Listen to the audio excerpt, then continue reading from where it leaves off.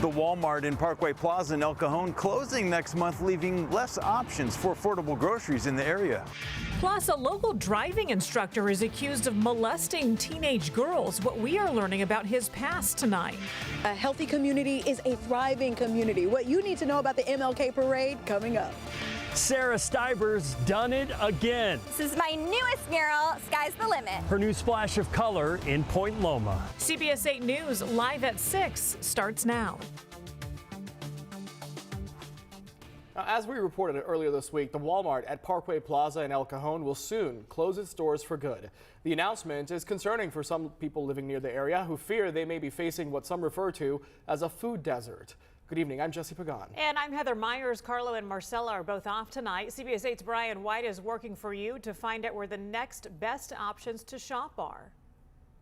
I talked to employees in here. They tell me this Walmart is closing in less than a month. Now, if you live around here, that's one less option for people to depend on these affordable prices for groceries. I was actually pretty surprised because I feel like this is a fairly busy and large Walmart. Some people have heard the news. I hate the fact that they're closed. And some people haven't. You haven't heard about this? No.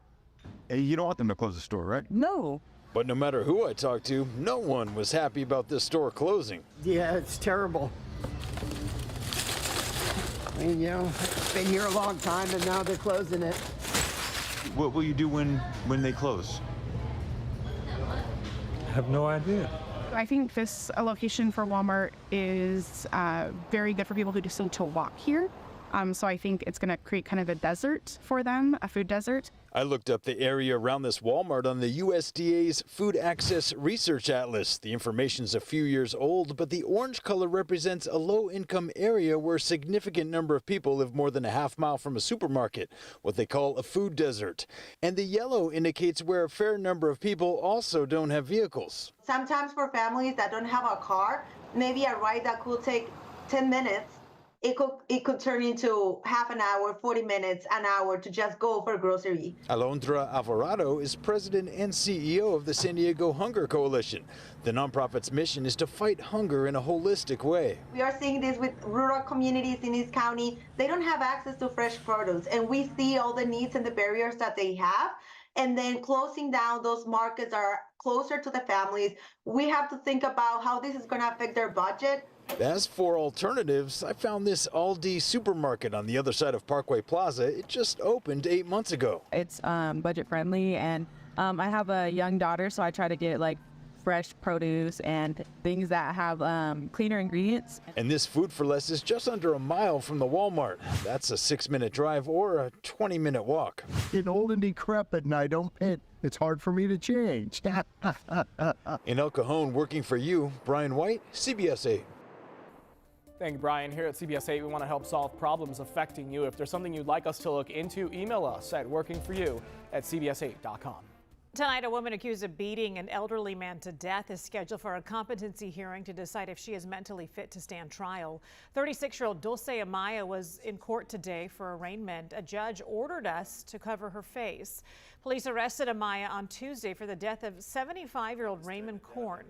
Korn died in late November, days after investigators say Amaya attacked him.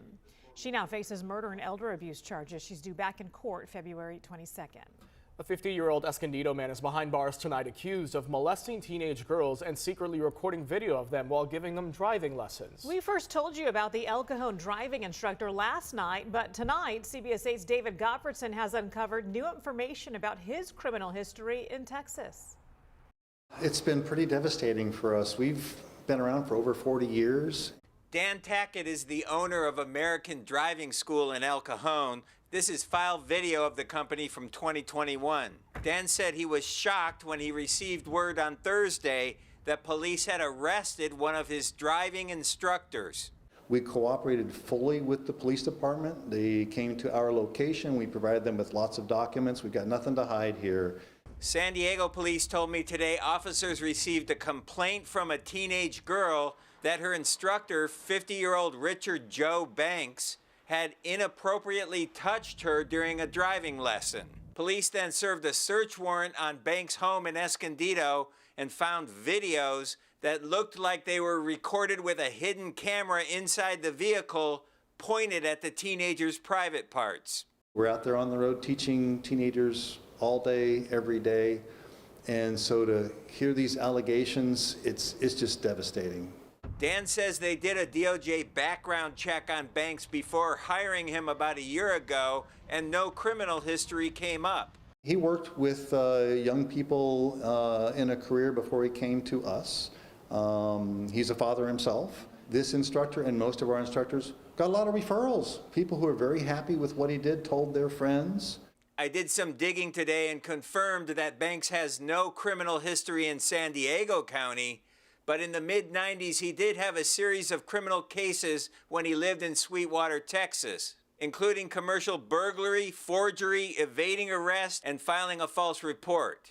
Banks is now being held with no bail at the Vista Jail on more than 30 felony and misdemeanor counts, involving 11 victims, 10 of them minors, including lewd acts on a child, sexual battery, using a child in obscene material, and invasion of privacy. His arraignment is set for Tuesday afternoon.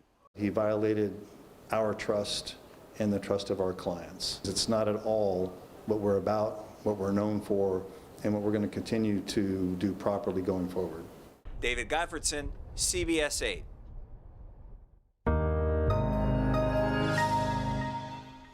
Oh boy, first the rain, the wind, the king tides. A lot going on this week in the weather department. A lot going on. I mean, imagine just a lot. Chief Meteorologist Carlene Chavis is here, who's been doing a lot, keeping track of all of these things before, during, and now, kind of after. I was about to say, child, try being me. Try being me. I have to give you the credit because I get it. I've been watching you.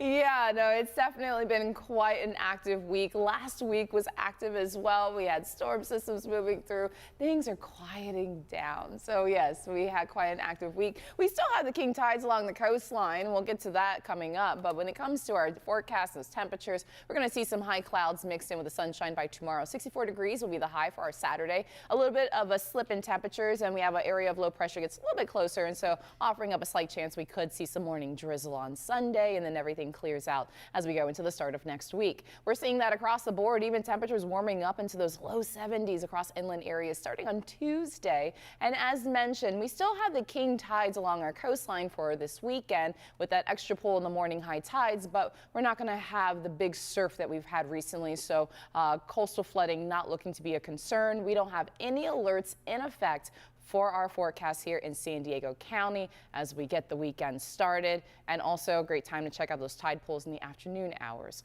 We'll go ahead and look at your complete forecast coming up. Jesse? Thank you, Carlene. The Navy is still investigating what caused one of their helicopters to crash into San Diego Bay last night during a routine training exercise. CBS 8's Kelly Hessedall is along the Silver Strand with new information after talking with a former Navy pilot for Insight. And we just got an update from the Navy on the conditions of those 6 crew members who were on board. We're told all are doing okay. In fact, all have been released from the hospital, so that is certainly some good news. If you take a look here behind me here at San Diego Bay, this is where the crash happened. A Navy boat has been securing the scene. Divers have been going into the water today. The focus has now turned to the investigation and the recovery of that helicopter. So we do have a view from Chopper 8. You can see the boat and the 2 buoys nearby. The Navy is working on pulling that aircraft from the water, an MH-60R helicopter, so they can examine it and determine what went wrong. But just the recovery of it takes a lot of planning. They factor in the weather, the water conditions, making sure the environment won't be harmed. They'll be looking at some of those same factors when it comes to the investigation. The helicopter went down last night just before 7 p.m.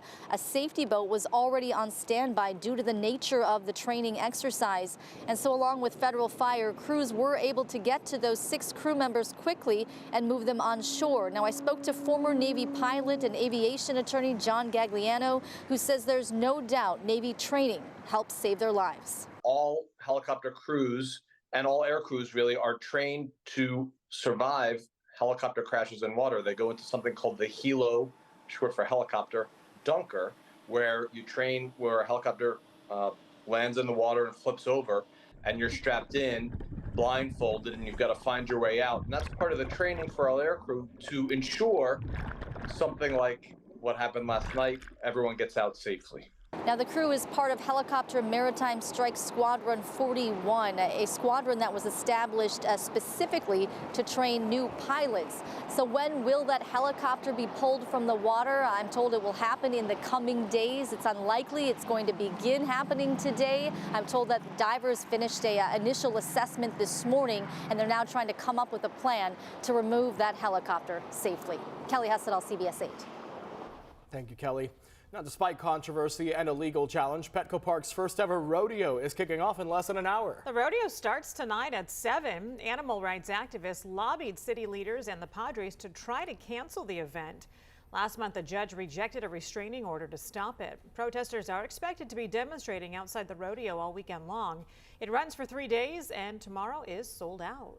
Still ahead, California's Attorney General has a warning for school leaders when it comes to the forced outing of transgender and non-binary students. Plus, our Verified team fact-checks claims by Ron DeSantis and Nikki Haley during this week's Republican presidential debate. It is King Weekend in San Diego. What you need to know about the 5K, the parade, and the Health Festival coming up.